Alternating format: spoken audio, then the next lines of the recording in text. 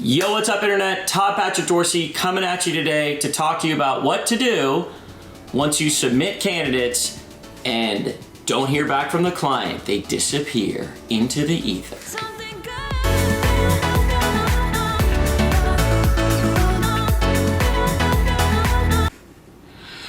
All right, so this is something that happens a lot, and you're gonna have to get used to it. It is just part of the game. No matter how much you try to stack things against it, you will have times that you submit candidates to a client, and guess what you're gonna hear back? Crickets. I would say even with good clients, it still happens.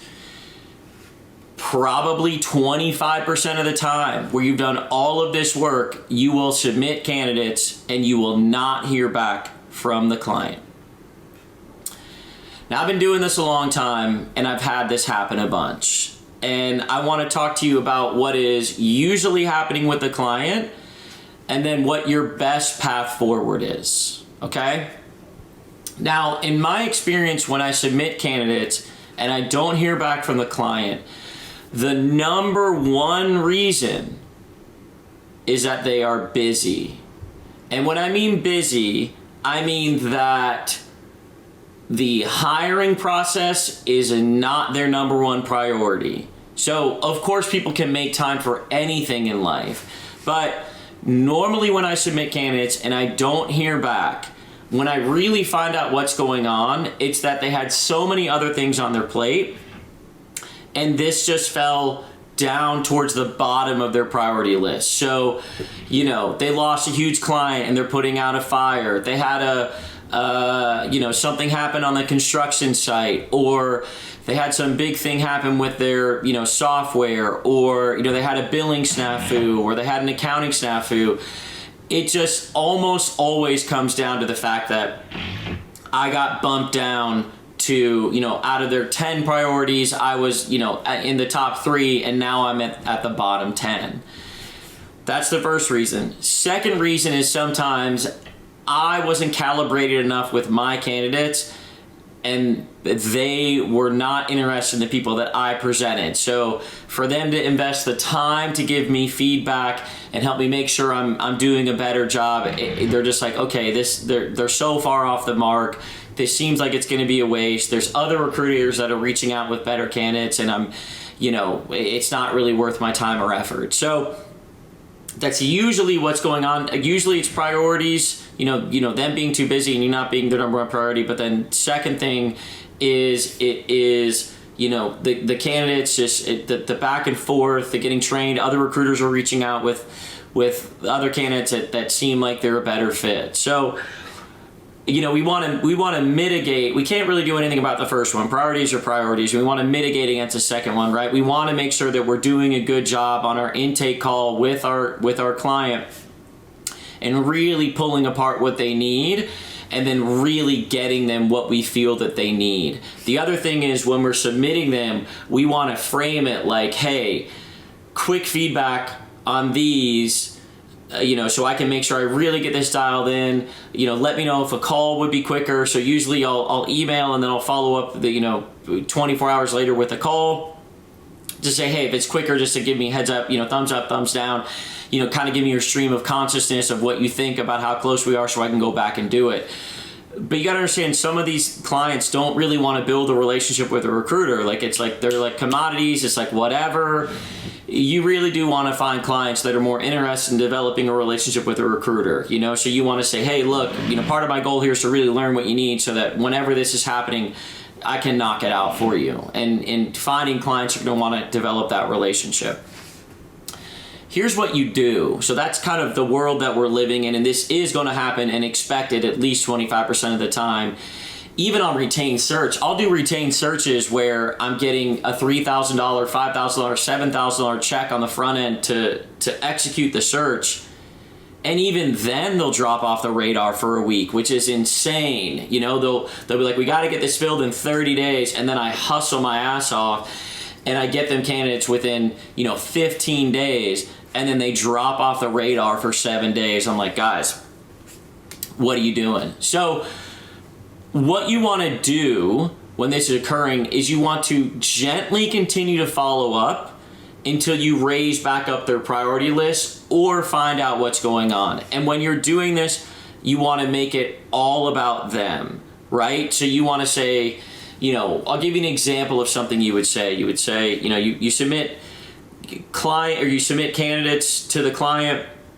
Let's say you've been following up and 4 or 5 days goes by and you're still not hearing back. You say, hey, look, I really want to get you a result in exactly what you need. And a good number of these candidates are talking to other companies currently. And I don't want you to miss out on someone that would be good for your team. So let me know where we're at in the process so that I can make sure that I get a good result for you, because my goal here is to help resolve this. Or if it's not something that is a high priority for you, totally understandable. So this is another aspect where it's like you want to make it okay for them to give you the information. You want to make it okay for them to say no. You want to make it okay for them to reject you. And so you want to say, hey, if it's not top priority right now, that's also okay. Let me know. We'll pause it and we'll circle back when this is best going to benefit you. And it's kind of a mixture of this, really doing it and making all the communication about really want to get a result for them and making it okay for them to say that now's not the right time. You also want to follow up more than one channel. With most of my clients, it's, I email them, then I call, I might then text, I might follow up with another email, I might call them again, and I just kind of lightly stay in touch until I find out what's going on.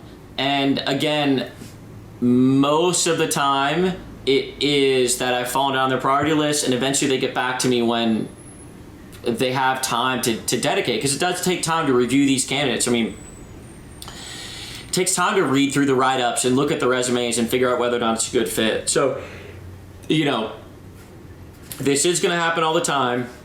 You do want, to have a couple of touch points. You want to have good tone. Don't make it about you. Don't get upset.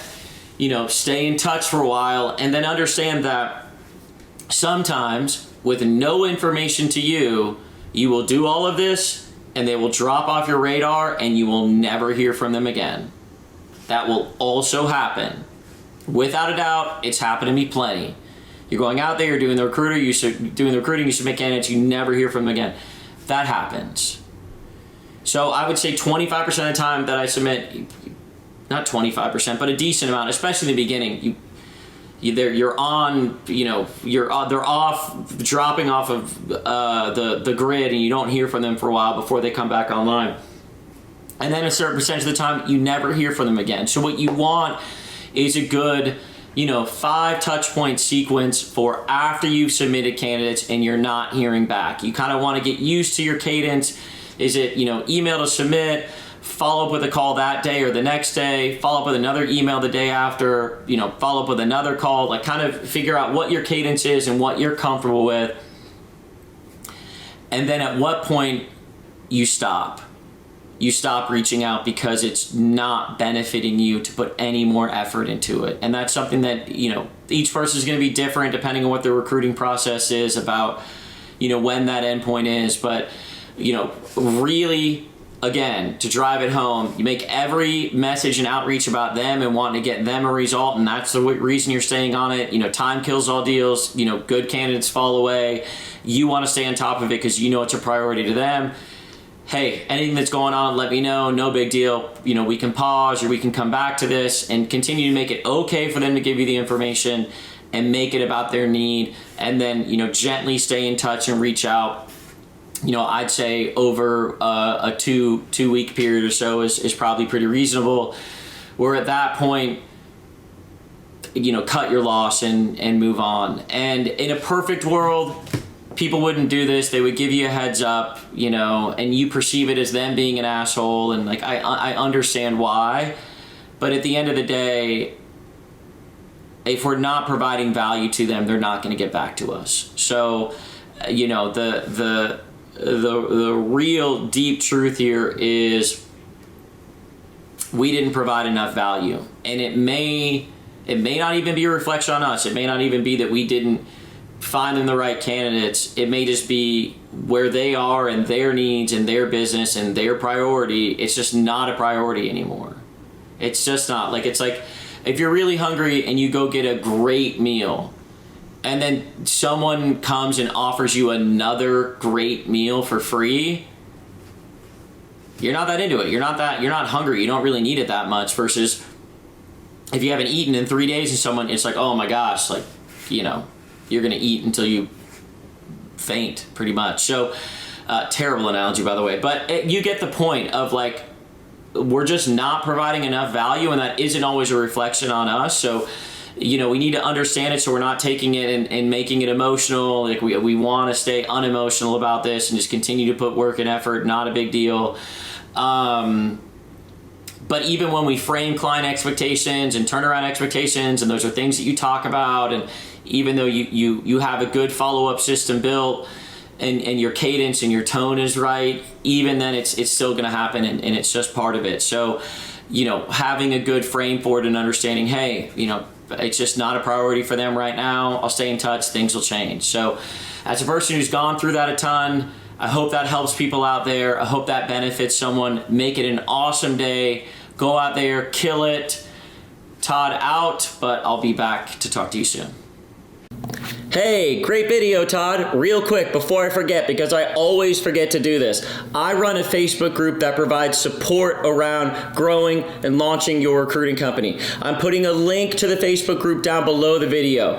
I'm in there in the Facebook group weekly providing support around growing and launching your recruiting business. So if you have interest in doing that, please click on the link below, join the group. I'm in there providing support. Also, if the video helped you at all, please hit like or subscribe. It will make me feel warm and fuzzy inside, and it really actually is a huge help for me to help more people launch and grow and make a bunch of money, living a great life, doing recruiting and enjoying and having control over their time. So thank you for watching, and I hope you enjoy my other super cheesy videos.